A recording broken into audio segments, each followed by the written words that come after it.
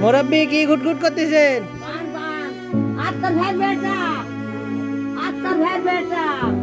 পান গুটগুট করছেন?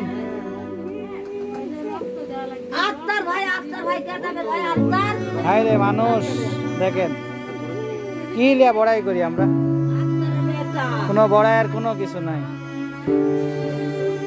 কিচ্ছু নাই। দেখেন একটা বাড়িতে কয়টা, দেখেন এই দেখেন আরেকটা ফসল সব স্টক, ঘর বাড়ির অবস্থা